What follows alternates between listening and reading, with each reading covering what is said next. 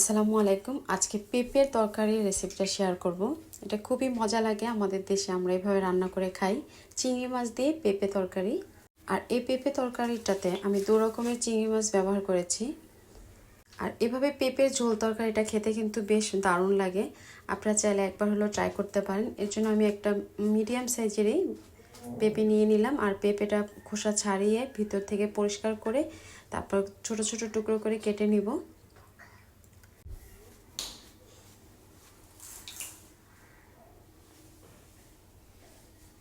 আর পেঁপেটা কাটা হয়ে গেলে তারপর আমি খুব ভালো করে এটা ধুয়ে চালনির ভিতরে রেখে দিব। এখন চুলার উপরে আমি একটা কড়াই বসিয়ে দিব। তারপর পেঁপেগুলো আমি দিয়ে দেব ধুয়ে রাখা। তারপর এর ভিতরে পর্যাপ্ত পরিমাণে পানি দিব, যাতে পেঁপেটা খুব ভালো করে আর কি সেদ্ধ হয়।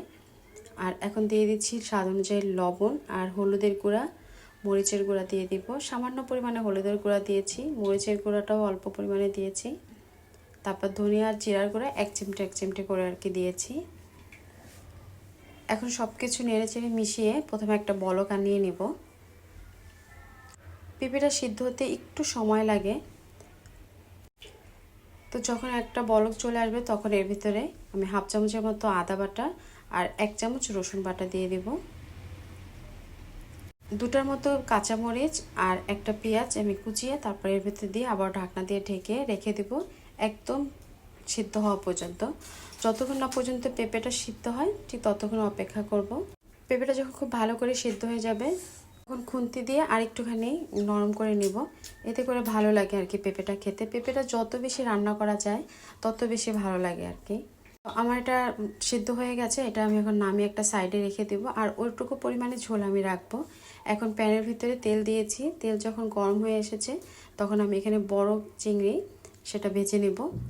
আমি এটা 2 রকমের চিংড়ি মাছ দিয়ে করেছি। এটার কারণ হচ্ছে বাচ্চারা দেখা যায় ছোটো চিংড়ি মাছটা খেতে চায় না, তো বড় চিংড়ি মাছ থাকলে এটা ওদের পছন্দ আর কি।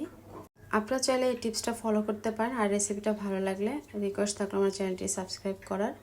তো চিংড়ি মাছগুলো যখন ভাজা হয়ে গেছে তখন আমি চিংড়ি মাছগুলো তুলে নিলাম। আর একই তেলের ভিতরে এখন আমি পেঁয়াজ দিয়ে দিচ্ছি।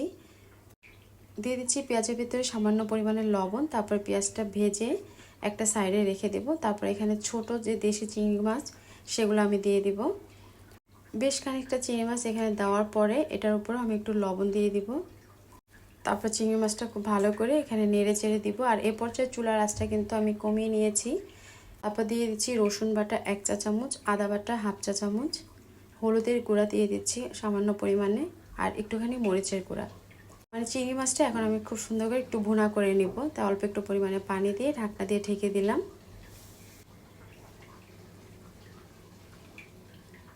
আর এই চিংড়ি মাছটা যখন আমার একদম ভুনা হয়ে যাবে তখন ঢাকনা তুলে আমি এই চিংড়ি মাছটা যে আমি পেঁপেটা সিদ্ধ করে রেখেছিলাম সেই পেঁপের উপরে দিয়ে দিব। পেঁপের ভিতরে দেওয়ার পরে আমি আবারও নেড়ে চেড়ে মিশিয়ে দিব।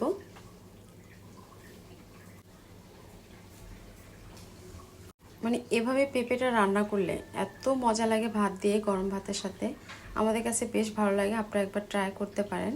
3-4 মিনিট এভাবে জাল করে নিয়েছি। তারপর উপর থেকে আমি একটু জিরা গুঁড়া দিয়েছি। আর যে বড় চিংড়ি মাছটা রান্না ভেজে রেখেছিলাম সেটাও এখন দিয়ে দিলাম। ব্যাস তৈরি হয়ে গেল পেঁপের তরকারি। তা আজ এ পর্যন্তই। আল্লাহ হাফেজ।